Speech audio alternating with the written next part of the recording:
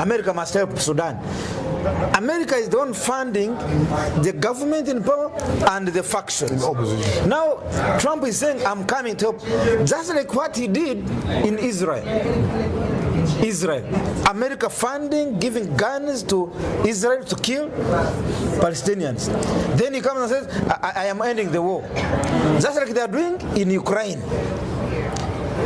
He's empowering Ukraine to fight with Russia. But meanwhile, America is benefiting from both. So he's doing the same thing. He's playing on our minds in Sudan right now. He said it last night. It's a divide and rule. And only a fool will not be able to trace the history of America when it comes to their language on peace. Go back as much back as Vietnam. Go to Panama, go to Syria, go to Afghanistan, Darfur, go to Japan. To date, children are still being born disfigured, paralyzed in Japan because of the Hiroshima. Yes, Japan. 150 years later, that ground is inhabitable. So you want to come and help Sudan now? Is Museveni also fighting on that? You must surprise me, Museveni. He must show me someone that he has been training. Museveni is already training his son. He's a general now in the army. The man has started leading slowly. He's in charge of the entire army. Before his son was the CDF, he had fragmented all the armies. There is what they call SFC, the soldiers in charge of protecting the president. It had its own command structure. Police had its own command structure. Then the UPDF had its own command structure. Then the prisons. Prisons is also a full army. It also had its own structure. Now Museveni was the commander-in-chief of all the armed forces. When his son became the CDF and he elevated him to a rank of general, he allowed him to now centralize all the army under CDF. So now all the armies, all the armed forces in Uganda report to the CDF. The CDF reports to the CIC, Commander-in-Chief, which is the president. So we were talking about a leader preparing the person to come next. Museveni has done a good job. He's preparing his son to take over, man. Kagame has done the same. He has his two sons in the army. They're taking over. I have no problem. Is it sustainable? Free your mind now. Be part of the People's Pan-African Parliament. The Pan-African Pyramid Debate with your speaker, Andrew Irumba Katusabe. Okay, welcome aboard the Pan-African Pyramid with your speaker, Emperor Andrew Irumba. This time right now, not in Kampala, Uganda at Fairway Hotel or Satellite Kisasi. I am in Ouagadougou, right in Burkina Faso. Burkinabe. No, Burkinabe is the human being. Burkina Faso is the country. So where are you? If you stay here, you are Burkinabe. Yeah. If you become a citizen of Burkina Faso, you are Burkinabe. Okay. So Burkinabe is the human being. The land is Burkina Faso. So when you buy a Coca-Cola, do you buy the bottle or do you buy the contents? I buy the contents. Oh, okay. So what's the point? My elder, my senior. We are not born in Africa. Africa is born in us. It's what we are. So yeah, that's who we are. We are here as people. We are not born in Africa. Africa is born in us. Yeah. We don't need a new Africa. Yeah. We need new Africans. We need new Africans. Because Africa is not changing. My elder, my mentor, my teacher, Mwalimu, Bishop Joshua Marara Maponga III. Maponga is in Burkina Faso. We've been here since last week on Saturday. Today, as I'm recording, it is Saturday morning again. It's 1 week since we're here. And Maponga has been here trying to eliminate the brains that the colonialists left here. And I think he has done a good job. Thank you so very much, my elder. Thank you. So far, I have seen how the audience is receiving your message. Some of them are very mad at you, but I think they are mad because they didn't know about themselves. Now you're letting them know. It's like somebody who has been telling you that you're a cat. After 50 years, you come and say, no, you're not a cat, you're a goat. But he wanted to remain a cat. They'd already bought shoes of a cat. They were eating cat food. No, you're telling no, you're not a cat, you're a goat. Oh, you're an eagle living with chickens. And then you tell the eagle, no, it's time now to move from the chickens and go and join your brothers and sisters in the skies. Yeah. Then the eagle said, no, I've been here. Yes, you've been here, but in the wrong place. That's okay, you've been here, but you've been in the wrong place. So, my elder, Joshua Maponga, you greet our viewers. Greetings, Asante. How do you greet in Uganda, by the way? Musibye mutia. Yeah, musibye mutia. Muri mutia. Muri mutia. Vinda ntongoze mujiwe pimone. Mujiwe pimone. Yeah. Okay. On a serious note, Bishop Maponga, just in 1 minute, why are you here in Burkina Faso? What's the reason that brings you here? First of all, I spoke to you, you were in that place, I've forgotten the new name you've given it. A tomb raider. Pambe Fumi. You are in Pambe Fumi, a tomb raider, that is UK, what they know. And you jump from there all the way to here. What's making you move up and down without resting? My spiritual journey is taking me to critical places to fix the historical narrative. I mean, I was in Butiama, Tanzania, at the home of Mwalimu, to look at the start of the liberation movement that liberated the entire South. This includes Uganda, this includes Zambia, this includes Zimbabwe, Botswana, South Africa, Namibia, Mozambique. Julius Nyerere was instrumental. There is a movement, one movement that swept all that and liberated. I want to answer why am I in Burkina Faso. Yes. But I can't answer Burkina Faso before I answer Tanzania. Okay. Because I want you to see that one country, Tanzania, which is in flames now. Yes. We will talk about that later. And we will talk about it. It's actually which is in flames right now. But before Tanzania is in flames, Tanzania is a home, was a home of the liberation of all the southern countries from the colonial rule. Tanzania gave these countries their home base for training. Tanzania gave them food. Tanzania gave them passports. Tanzania allowed itself to become a route from which liberation heroes could move from there to China, to Russia, to North Korea for training, to Cuba. And all you needed was an environment, a country which understood the politics, the agenda, the dynamics, the liberation. Mwalimu, the liberation agenda. Mwalimu and Kwame Nkrumah, those two people cannot be left during the 60s and 70s to actually place an environment which was conducive. So our heroes were moving between Tanzania and Ghana as routes into Nigeria, into Burkina Faso. And even Nelson Mandela got a diplomatic passport from Sankara here. Sankara here, Burkina Faso. Burkina Faso. So in South Africa, you may be thinking that you just got liberated, but you need to understand the strategic partnership that other countries would give you. Then your question is, why am I in Burkina Faso? Yeah. 30 years later, or 20 years later, as the regional politics and the frustration of the neo-colonialism system is working in the young people, we need a new form, new format of governance, away from neo-colonialism. Burkina Faso has started to spearhead a concrete military government transformative strategy, which then restores power both to the kings and the chiefs, and which also wins itself away from the colonial France, which builds new industries and manufacturing, which explores the resources that are on the ground, which were kept as secrets by the colonizers. Can you believe?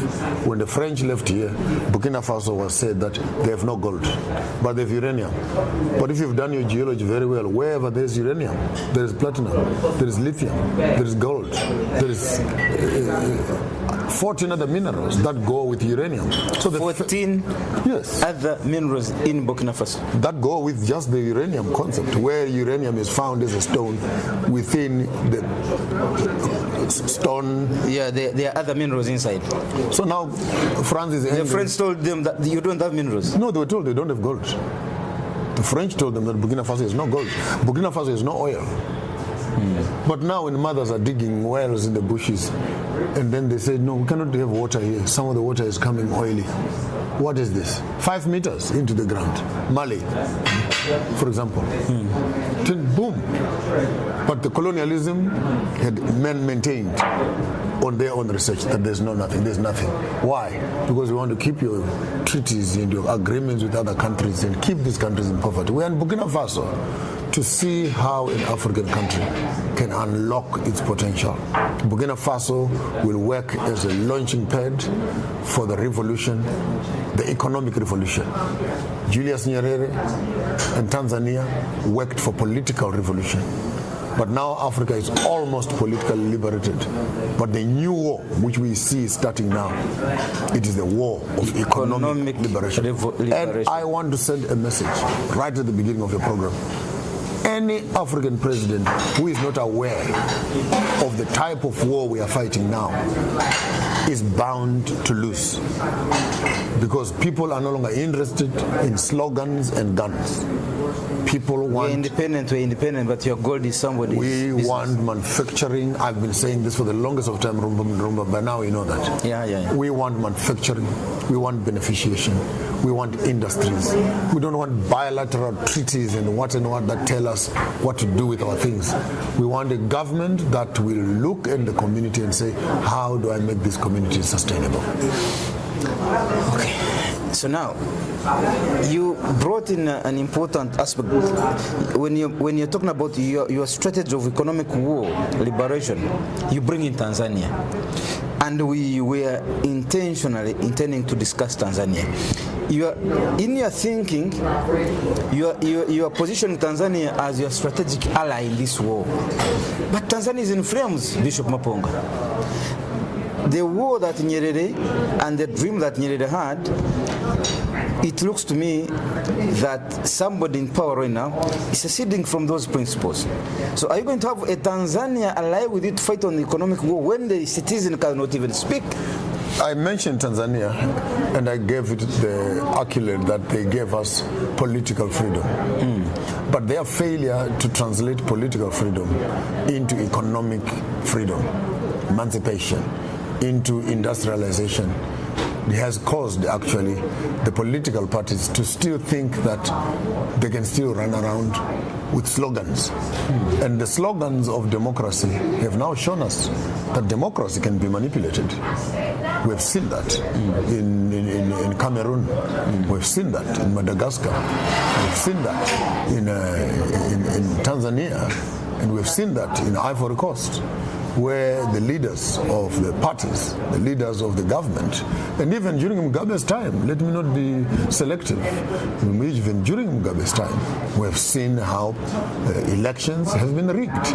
And we're not new to this. Even Donald Trump was complaining of the same thing.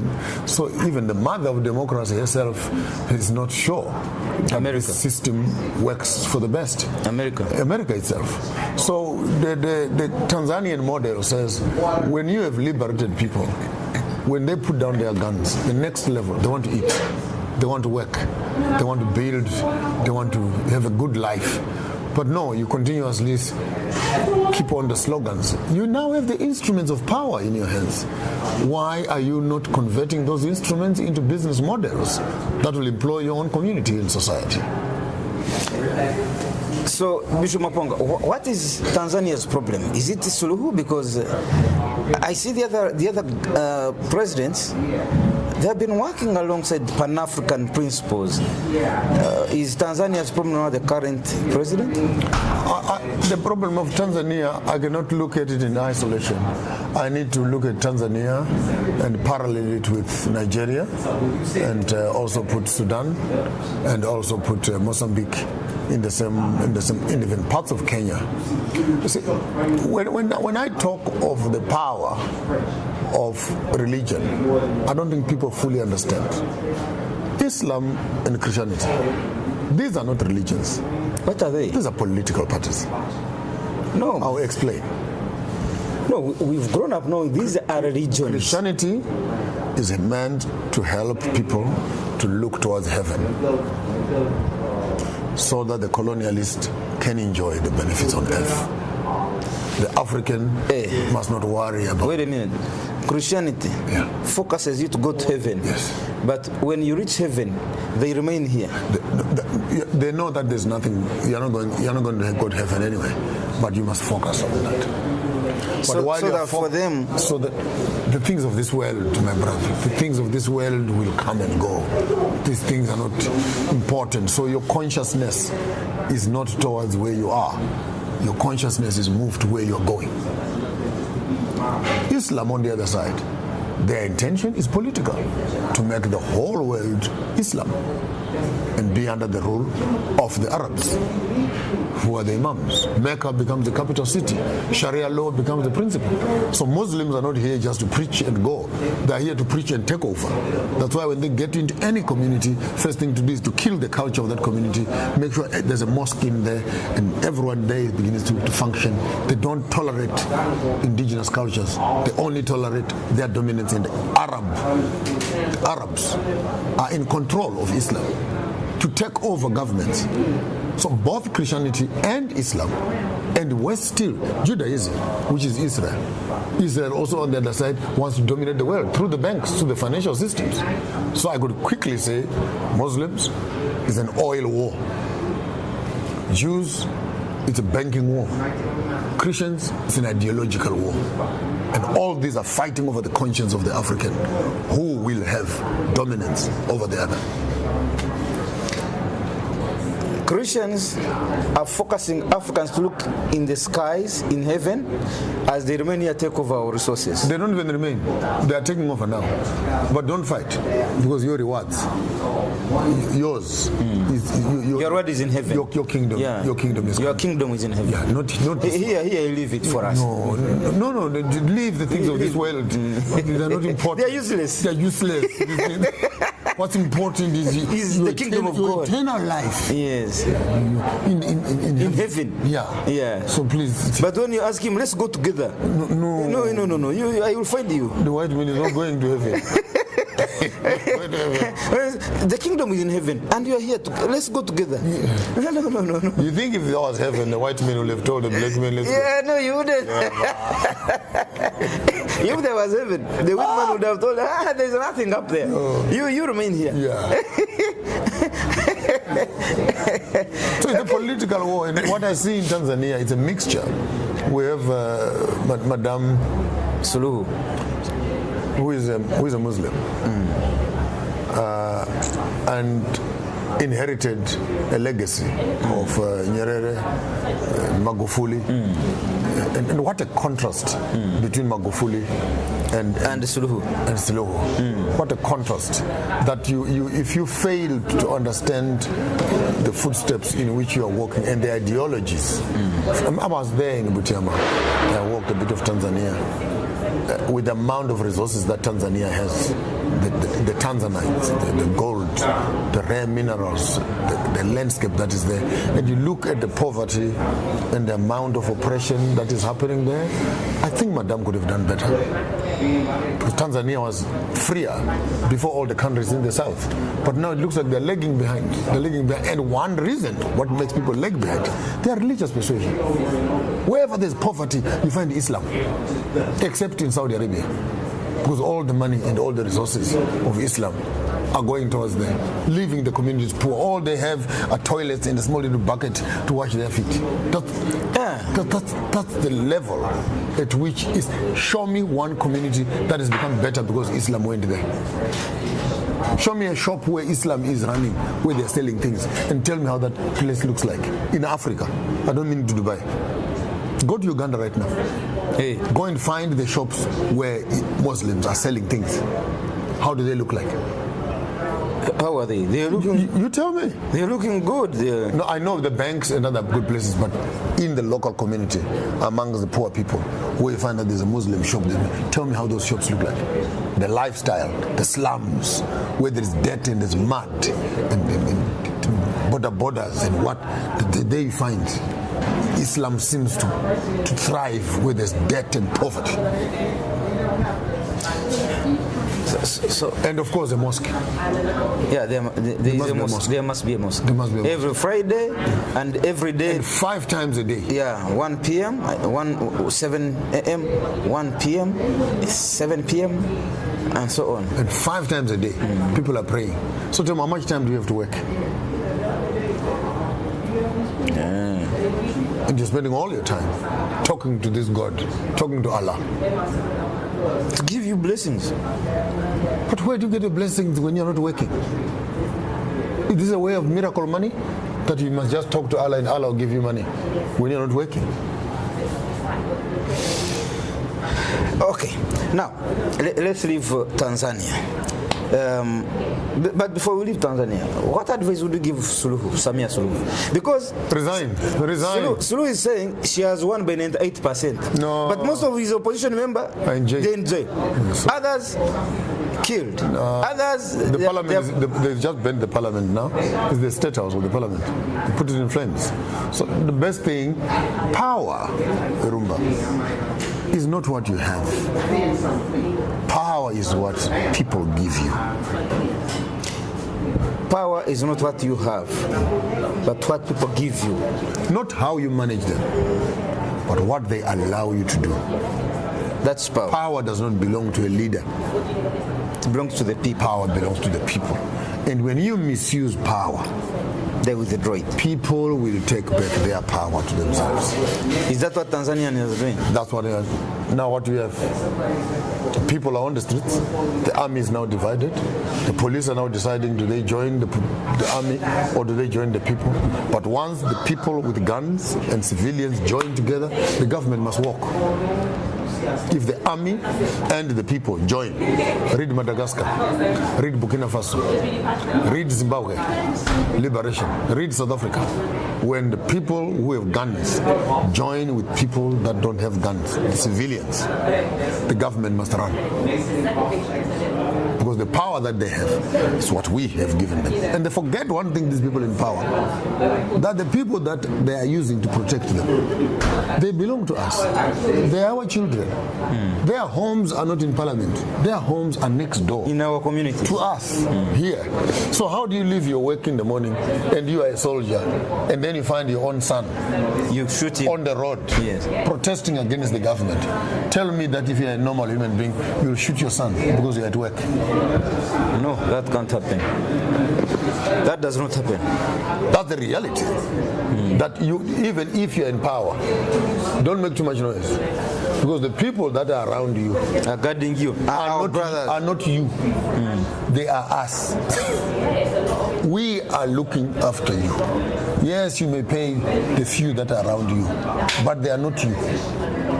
They are us. They are us. And when time comes that those people that are around you, when they join us, even you also, you are one of us. But you have forgotten that we put you there. You were not born there. We put you there. We put you there. At one time, we actually ran behind you to support you. Now you're in power. You have forgotten. You have forgotten where you're coming from. You think you're not part of us. Now you take the guns, instead of protecting us against them, you take the guns and point them towards us. There's power in numbers. Okay, shoot. Shoot all of us then. Then you remain ruling who? The trees, the rivers, the baboons. Then you collect taxes. The monkeys. Then you collect taxes from monkeys and baboons. What is power when there are no people? So this concept of people getting into power and power becomes an end in itself is destructive. Power is a means to an end. I want to move to next country. Look in that camera and advise Salah Suluhu what she should do right now. Madam, the best thing for you to do right now is to resign. and walk away from that with dignity. Because if you resist, by the time you finish, Tanzania will be finished. There will be nothing to redeem. You may think that you are safe, but tell me, how will you run a country that is in flames? If people say they don't want you, what more do you have to do? Why force yourself on people that don't want you? Bishop, your advice is ridiculous. The woman has just been declared as the biggest winner in the history of Tanzania with 98%. Okay, Bia. Let's go to Bia next door. Bia has been there for many years. That's why I'm telling you that democracy is manipulated. It can be manipulated. Bia in Cameroon. Cameroon is in flames also. Madagascar has just stopped the flames now. Bia has been in power. He elects his own people to run the campaign, to run the elections, to count them while he's in a hospital in Paris. The country is being run by the French. And he has just won now again. And the United Africa Union, not United Nations, Africa Union, has just declared him the rightful winner. And they are quiet, by the way, when these people are misbehaving in democracy. Until the people stand up and they fight. Madagascar, good example. They were quiet. Madagascan people were not happy with what was happening. But the AU was quiet. People went on the street, AU was quiet. People fought, people died on the street, AU was quiet. Until one of the soldiers says, no, this is enough. Stands up into power, stops the guy, runs to his bosses in France. What a shame. The whole chairman of SADC, he is now the sitting chairman of SADC. He runs to France when he's got 16 countries where he is chairman of. He cannot trust any one of those countries. He runs to France. I even respect Madame Saleh. She ran to Zimbabwe. I hear the rumors are saying she's hiding in Zimbabwe. Yes, I just got the news there. Sulu, she's sitting in Zimbabwe there. She's run away, getting some advice maybe from Zimbabwe. Why didn't she cross to Uganda where she has been attending classes with William Ruto every evening? It's a good question. Kenya is next door. I mean, this is the time William Ruto and Sulu, they have Museveni is here. They've been Kagame is here. Ruto is here. Brothers, I'm in trouble here. Yeah. Hakainde is next door. Chabi in Mozambique is here. This is where we must begin to see the connection that if ever they mean business, that these relationships that they say the East African community, they can start talking. They can start talking. But boom, there's a problem. Madagascar president is in France, hiding behind the skirt of Macron. The skirt? Yeah. Macron is a man. No, I don't know. You don't know? He's hiding behind Macron.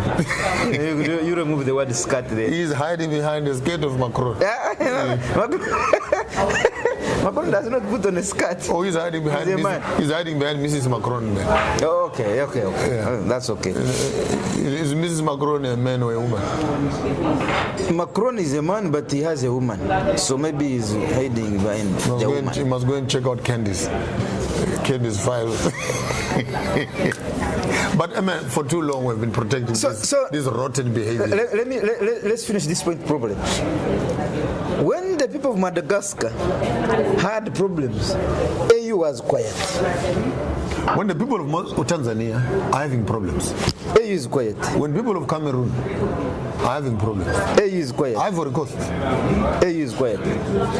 When they overcome their problem and find a solution, Burkina Faso, now AU comes out. And ECOWAS. No, we don't agree with that one. Sanctions. Where have you been? Sanctions. So you ask yourself the question, is this Africa Union? So for them, they are reactionary. They put AU has the power to call a member state and say, Tanzania, Sulu, please, let's come on the table and we share. What's the problem? But they are not doing it. However, when people find themselves solutions, now those solutions are now being rejected by African Union and say, we don't agree with that, we don't agree. But you should be part of the solution searching machine. I would want even to say, if AU was anything, and all the member states agree with AU in terms of policy, this is what you could have done. All of the elections, the entire electoral machinery is removed from countries. When elections come, the mother, AU, comes to settle. You can't have two children that are in the house fighting each other, and then they must settle between each other. You as a mother, you come into the house and hold one child on one side. Hold on, what is the problem here? And you settle disputes in the family. Now, how do you think that in a family where a ruling party is in power, and the ruling party is the one that must order the ballot boxes, it must order the security, it must organize the transport, it must organize people who are going to count the votes, it must buy the pens, and it must tick the boxes, and then they must announce who has won. Tell me in your rightful mind, who can run this machinery and they will make themselves lose? Common sense.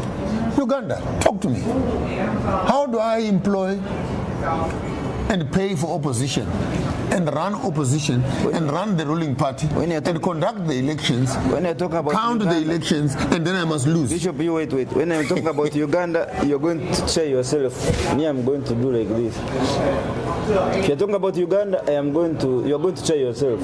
I'm saying you're going to host yourself. This is Zambia. Okay. This is Zimbabwe. Okay. This is South Africa. Okay. This is Ghana. This is Tanzania. This is Madagascar. This is Kenya. This is Rwanda. You leave Uganda. This is Cote d'Ivoire. No, this is Africa in its totality. Okay, this is me and you in your house. Okay.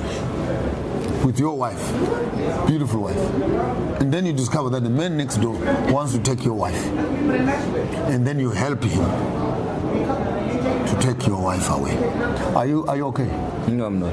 What do you do when you discover that another man next door is chasing your wife? What do you do, Andrew, as a human being? I have to fight that guy out of that place. So what makes you think that politicians are not human beings? Would you get this illusion to think that a politician will not want to protect it? Worse, when these young leaders are talking on media and they say, we're going to arrest them, we're going to throw them in jail, we're going to bring them to the book of the law. You telling me as a president that you're coming to arrest me, you're coming to throw me in jail, and then I must help you to throw me in jail. Pan-African Pyramid. You're smoking your socks. You're smoking your socks. The Pan-African Pyramid, Emperor Andrew Irumba, sitting in Ouagadougou, Burkina Faso, this morning of Saturday with my elder, my comrade, my teacher, Bishop Joshua Maponga Marara III from Zimbabwe. Maponga is among the recipients of the Pan-African Pyramid Global Awards, cohort of 2023. Yeah. Is the recipient of the Pan-African Global Award. We are sitting in Ouagadougou where we had come for ADI Convention 2025. ADI is actually integrating over, I'm told, about 20,000 diasporans. They are helping to integrate in Burkina Faso. That's one of the reasons, the primary reason why they are actually here. Bishop Maponga, let's cross to Sudan and South Sudan. And it's the same problem. Bashir was in power for a very long time. He even forgot the keys to his own home. The only keys that he had were the keys for State House. He never thought he would go home. He never thought he would leave State House, go to his home. And very correctly, when he left State House, he's not in his home. He's somewhere else. Yeah. So he didn't even need the keys. That could be the same problem with Uganda. Did they talk about Uganda? South Sudan. The white man came. At first, it was one, Sudan. Yeah. So they started fighting. So the very white man who was... Again, Christianity? Yes. And Islam. Great Cameroon, Christianity? in Islam, the French and the British.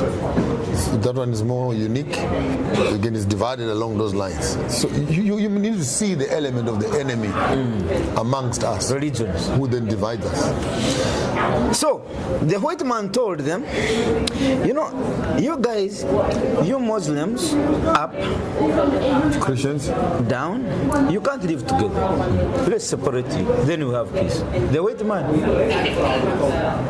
I will help you to do that. They did it. Did the war stop? No. Now, the white man got South Sudan, then he picked Riek Machar and Salva Kiir and started arming each against the other. He armed the rebel, Riek Machar, the ruling band, and armed the ruling. They are fighting. The question is, when they are fighting, this is the most interesting part. Africans don't have an industry for manufacturing guns and bombs and grenades. So you need to follow the money, and you'll understand the politics. The guns that they are receiving on this side, where are they getting the money from? The guns they are receiving this side, where are they getting the money from? And both of them are fighting. While they are fighting, what kind of transactions are happening while fighting is going on? Do we have any kind of business, or all the businesses have stopped? What's happened to the oil? I think the only business that are running are the guns business, oil and gold. So the gold is still going on? Yeah. Guns are going on. But since you don't have the money to buy the guns, what do you do as a rebel? You give the person who is selling you guns land where they can dig and mine and take as much as they can while you are fighting.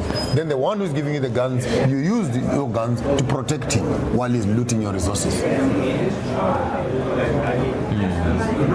Does that make sense? Yeah. That's the Congo model. That's the Congo model, where you give rebels guns, they chase the villagers away. Then the same M23. Yes. Then the same militias protect you because they're now your partners while you're digging your Against your own people. Yes.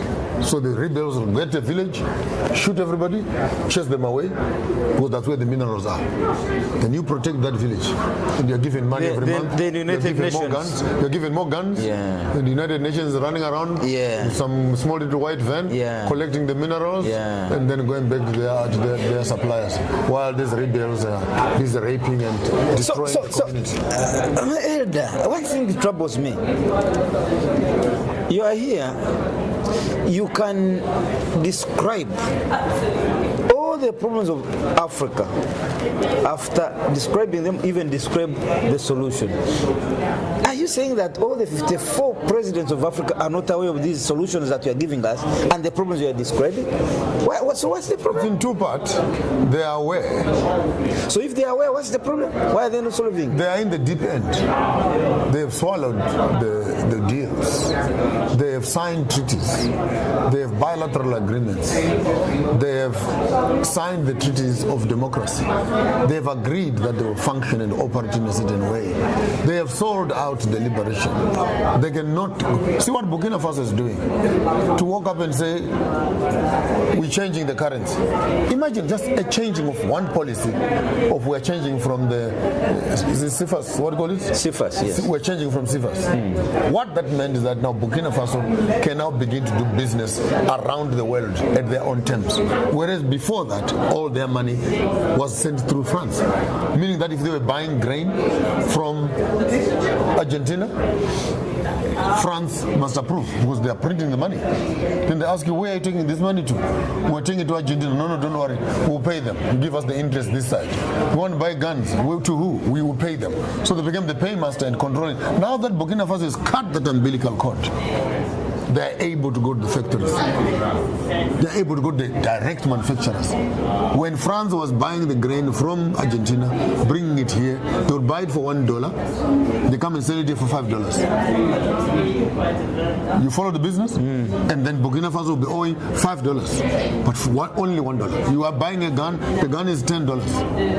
They sell to Burkina Faso for $35, $60. But now that Burkina Faso is able to do business directly, from technology to heavy equipment to machinery to guns to agriculture, they are now doing direct business. One policy transformation can actually activate the entire economy. We are no longer going to be selling uranium. Simple policy transformation. Embargo, no more uranium goes out. Where the uranium was being sold for peanuts, Burkina Faso is being able to make billions out of. So how do you tell a president who has signed a treaty with the British and was given a small little envelope not to mess up this transaction? How do you complain as a people and hope that he will change when in fact he's under obligation from his masters to the deals that he has signed? Many of our presidents, in as much as they hear me, they cannot implement what I'm saying. Because by implementing it, they must go back on their words. That's why some of them, we must actually remove them from power. Because their hands and their heads and their feet are tied to the deals and agreements. You just see this president flying into France, they're signing bilateral. Does anyone amongst you educated people ask, what are they signing for? When did they read that document? What is the fine print of that document? What is he agreeing to? He is agreeing on behalf of all of us as a country. Is what he is signing what the parliament has agreed on to. I mean, look at Kenya. You wake up one morning and your soldiers are in Haiti. William Ruto. Then ask Ruto. The deal is between Ruto and Haiti. Did you take this thing to parliament? Did the Kenyans agree that their children must go and die in Haiti? No, they didn't. The point is no. But all they do, they have gone in. Ruto just shook the hand of Trump.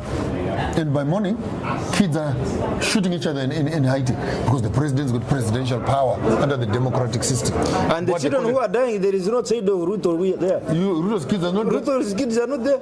So under democracy, they are what they call executive powers, which means that the president can make decisions as on your behalf, on behalf of all the entire people, even if he's driven by greed.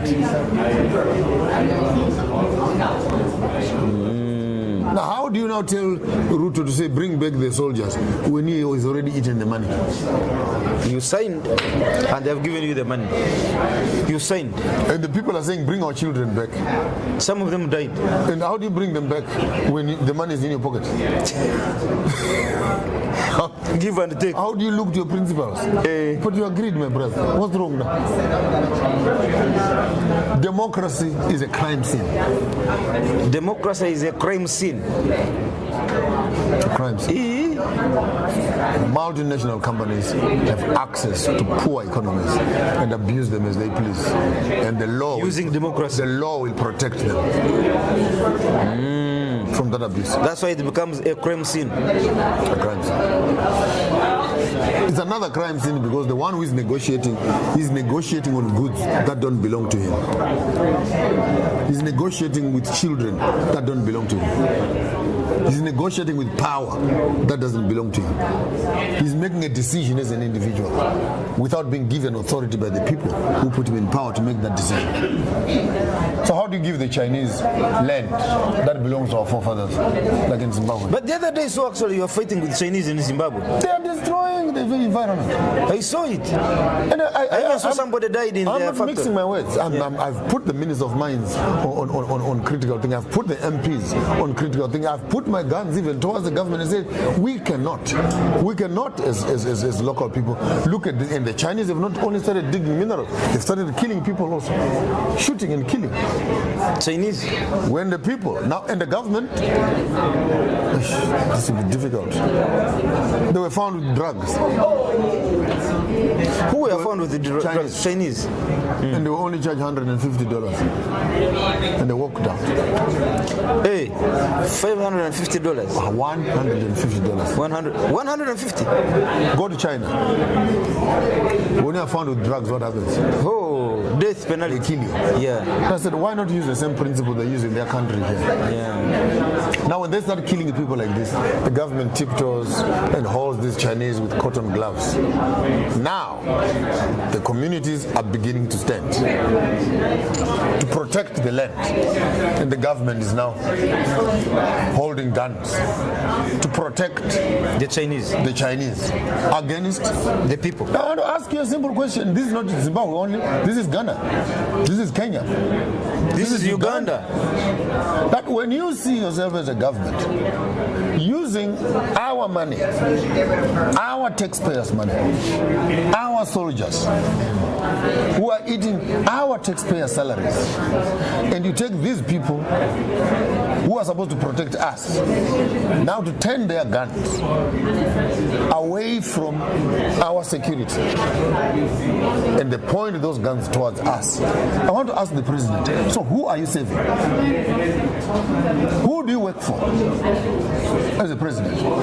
When you deploy soldiers in Tanzania, in Dar es Salaam, to go and kill 700 people using guns, and the bullets are paid by us, taxpayers, and you are shooting us with our guns, with our taxpayers' money, to protect who? The Chinese, because he pays in dollars. You guys pay in what is your Zimbabwe money called? Zimbabwe money is called no, in dollars. We use Zim dollars. Zim dollars. So the other one pays in US dollars. You pay in Zim dollars. Okay. Then if the other money is good, then go there. You go there. So actually, what you're explaining, it shows that the sweat, the sacrifices of Robert Mugabe, they are just put to waste. The trouble started there with Robert Mugabe, because when you are in power and you are not in control, you breed a problem that won't end. He should have done all those political slogans and included the implementation of the noise that he was making. Meaning to say, he should have started building factories. What Ibrahim Traore has done here, Mugabe could have done it. But no, he maintained the colonial estate. You mean Mugabe was also just a rhetoric, talking? He was talking. He left us lots of poems. He left with you a lot of poems. Poems, and he left us with land, of course, the best thing that he ever did. Land. But even then it was under pressure. It's not that he volunteered to do it. The people. The people told him that you are dying now. We want to fight for the land and we still don't have it. So it's either we have land now or we bury you together with your white handlers. Of course, he was lied to also. He was told by Lancaster House that we will give you land, but not now. 25 years later, don't touch the land issue. Let's find a way to settle. We'll pay for the land that our people are occupying. But the Tony Blair saga.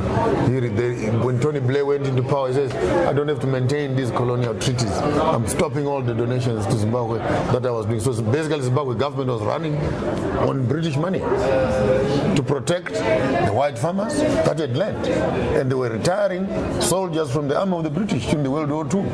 So they were on retirement packages in Zimbabwe. So the British government was paying for the retirement of its soldiers. And this is the money that was in the government, which we're using to do our own business in the government. So Tony Blair cuts off that tie. So while this thing is happening, there's no industry that is happening here.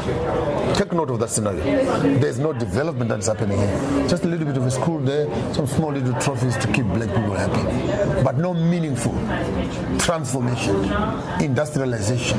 In fact, many companies started closing down. Banks closed down. When sanctions came on top of that, the economy collapsed to zero. Somebody told me he would carry a wheelbarrow of money to go and buy a loaf of bread in Zimbabwe. Who were they? It is true. Very true. And by the time you get there, the money has already gone up. No longer enough. By the time you leave your home to reach the shop, the price has doubled. You have to go back and carry another wheelbarrow of money. We have faced the biggest inflation in the world. I think we reached 11,000%. It has never been seen in the history of this world. I was about to award Robert Mugabe as a great doer, a great Pan-African. No, on specific issues of liberation, we must avoid falling into the trap of the hero mindset, where we isolate liberation to one person, where we see the Nelson Mandela syndrome, where we see the Robert Mugabe syndrome, where we see the Julius Nyerere syndrome, where we see the Martin Luther in America syndrome, the Hitler syndrome, where you isolate one leader as if to achieve he anything, was fighting alone. it's just one person. It's not, when you look about the liberation of Zimbabwe, we think that it was just one person who went to war. Mugabe was in suits, Mugabe was in Ghana, Mugabe was in studying, he was in University Ken and Banana. These were salad kids who were busy. They never even shot a gun one day. Mugabe? But for what? Mugabe was an administrator in the office. People who fought the war, the Chitepos, the Tongogaras, and they never made it across the bush. They died. But he could speak English. So they said, since you can write and write, now you negotiate on our behalf. Now, the liberation is all swallowed into his success story because he is the writer of the story. So there's a book we have, the struggle for Zimbabwe, and he's the hero there. Long walk to freedom. Mandela is writing his story as if he fought South Africa. He was having 3 meals a day in prison. Mandela? Of course. He was in jail, but having 3 meals a day. When actually others could not even afford one single meal. So who liberated the country ultimately? Who fought the country? There are those people who died. The Chris Hanias. Yes. The Peter Mukawas. Yes. Huh? Yes. Some were hanged. Some were poisoned in prisons. Nelson Mandela was never poisoned. He never got any problem from the prisons. He came out well. Did he come out well? Triumph. And when you write a liberation in that angle, then we do a hero syndrome where we glorify one person. Even for my elder Museveni to be where he is, he did not fight alone. There are people that helped to get there. Actually, there are people who died. Generals that helped him to get there. So when you are writing a story, you must write it as a collective. And I think we need also to move once in a while from this Pan-Africanist award where we're giving individuals. We may once in a while want to give organizations and recognize the collective effort. Like for the Sahel state, for example, to look at all three of them and say, how has their cooperation worked? Because even the success of Traore is not alone. And then imagine, this is where jealousy also starts in. We work together, all of us. Why are they recognizing only you? We work together, my brother. We've been in the trenches together. Next thing, it's only you shining. Rumba is receiving an award, and I'm there sitting looking at you. The human element. What do you think I feel? So I think we might want to do also maybe. I agree with organization. Organizational. Like now, if in Tanzania give Chama cha Mapinduzi, for example, if in Uganda give the UPDF or National Resistance Army, not Museveni. No. In Zimbabwe, I'll say it louder. Museveni did not liberate Uganda. Kagame did not liberate Rwanda. Mugabe did not liberate Zimbabwe. Mandela did not liberate South Africa. It was a collective effort. And some of these people that are in power, their families are pretty and eating and were protected. They never experienced. Actually, some of those families were even abroad. No, they were in abroad. When you're going to start like Museveni, his entire family was in Sweden.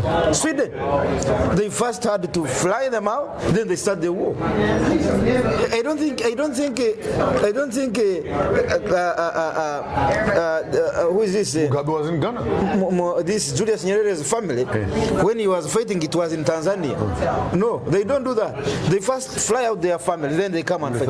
Right now, Bob, when he's fighting, his children are starting from outside. Now Tanzania. So the children whose children are on the ground right now? I'm asking you. Tanzania is in flames right now. Where's Madam? I'm told he's in Zimbabwe. Is she not safe? Yes. But those people that are dying? Fantastic idea. You've given me a fantastic idea. Fantastic idea. What's happening in now? As we leave Sudan, I'm told by now about 30 people, and I've seen this. Trump last night came and commented, and he's attaching it to religion, and then he's saying, "I'm coming to help Sudan. America must help Sudan. America." That's how Trump is speaking. America must help Sudan. America is the one funding the government in power and the factions. Now, Trump is saying, "I'm coming to help," just like what he did in Israel. America funding, giving guns to Israel to kill Palestinians. Then he comes and says, I am ending the war. Just like they are doing in Ukraine. He's empowering Ukraine to fight with Russia. But meanwhile, America is benefiting from both.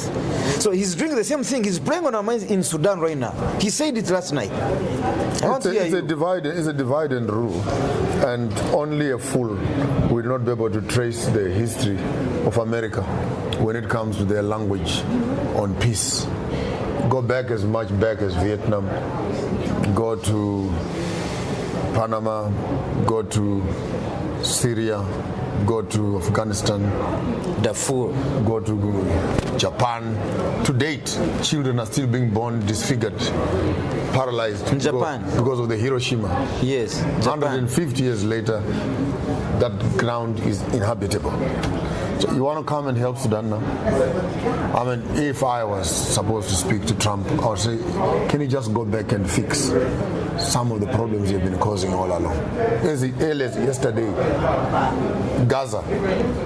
Yesterday, we're not even talking tomorrow. Yesterday, even this morning, there are homeless people, broken homes, poor sanitation in Gaza as we speak right now. And your friend Netanyahu is there. Netanyahu is not my friend. No, your friend. I'm saying Trump. Oh, your friend. He's right now. His hands are dripping with blood. And you want to start a new thing altogether. But when you look at this thing very intensely, Irumba, you will thank me later. Next time you are doing these interviews, I want you to do your research first. Find out what is the American interest in Sudan. What is it that Sudan has in the short term, medium term, and long term? What is it that America is interested in? What is it? It's oil, my brother. Huh? Oil and gold. Oil. Not the human beings. Oil and gold don't care about not the human rights. Politics of the is money, my brother. This is business. Not the human rights of the Sudanese. No, what human rights? Does America respect any human rights? Who is in Guantanamo Bay? Animals or human beings? Human beings. So what rights are you talking about when they are torturing people there? Butchering and suffocating people in gases and killing them there. Is that human rights? No. Who is lying to who? So you need to find out wherever there's war. Congo, what is there? Sudan, what is there? Cameroon, what is there? Central Africa, what is there? Mali, what is there? Zimbabwe, what is there? Burkina Faso. And when you identify the European and American interest on African politics, you'll be able to define the war. And you'll be shocked at the base of it all. Resources. Natural resources. Human capital is secondary. The war is how do we maintain our factories in the West using cheap raw materials from Africa. It is a business thing. In one sentence, France right now is fighting Sahel because their industries in France are closing. Why are they closing? Because the raw material has refused. Raw material value chain has stopped the has material. been broken. So in the next few years, I'll say a prophecy in the next few years. I give you 5 years. If we keep on moving at the pace we're moving right now, we are going to see the European industries shutting down. We are going to see those Europeans coming here looking for employment here. An European looking for employment here? Coming to look for employment. If they don't look for employment, if they're smart like me, they must start moving their industries to Africa. Come closer where the raw materials are. That's the only way Europe will survive. But if they refuse to move, the African mindset is moving and it's not coming towards them. It's moving away. It's moving towards ourselves. And it's getting stronger. I'm telling you. Right now, as we walk around Burkina Faso here, if we continue at this pace, the question, who wants to go to Europe? I don't think if even now on the boys drowning on the Mediterranean, I don't think I can count 2 or 3 Burkinabes who are there. Because once actually, you see the diasporans coming, they want to live here now. People are leaving the diaspora, they want to live here. Once people have hope, once people have opportunities, people stay at home. Let's end up with the Ivory Coast and the Cote d'Ivoire. What's happening there? What's the problem? That should be our lasting cutting edge. Both these governments have a long entrenched history of rigging, robbing, oppressing, and again, the foreign hand playing into their politics. And both of them, they cannot be excluded. Angola is a bit of Portuguese, is it? This other one is got a bit of France. But of course, of all the colonizers, the Portuguese were the most useless. Most useless bunch of people. Mozambique and Angola, where the Portuguese were, nothing happened. Nothing. Portuguese are just the barbarians of Europe. They are just primitive. They did nothing. Walked. And when they left Mozambique, they literally took concrete and filled up all the offices and the sewage pipes and blocked everything, and they left. Those are the Portuguese. They're useless. Yeah, useless. Useless. The most useless, the British, the French, the Germans. If I was supposed to classify them, the countries that were colonized by the Portuguese are the poorest. Poorest of the poor, followed by the Italians. Yeah. So you find that again the hold of power, the failure of a leader to train another leader, the failure of the one in power to understand their expiry date and begin to intentionally put together a support structure that prepares for the day I leave. This is what will happen. And I think Mugabe failed on that. Is Museveni also failing on that? You must surprise me, Museveni. He must show me someone that he has been training. Museveni is already training his son. He's a general now in the army.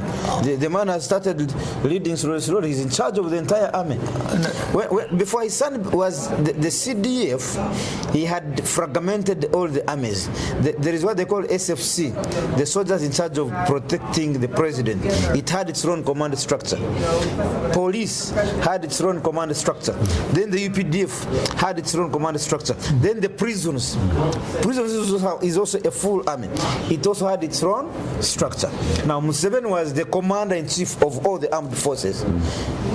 When his son became the CDF and he elevated him to a rank of general, he allowed him to now centralize all the army under CDF.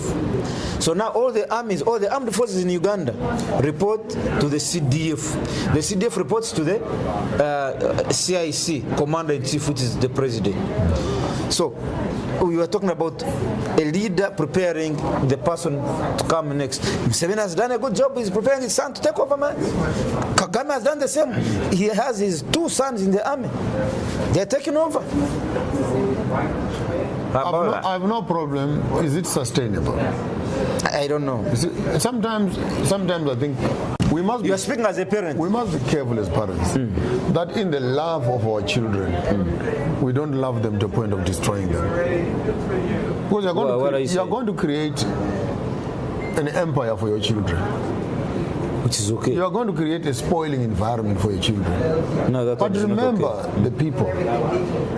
The people are not sleeping. The people are watching. People are awake.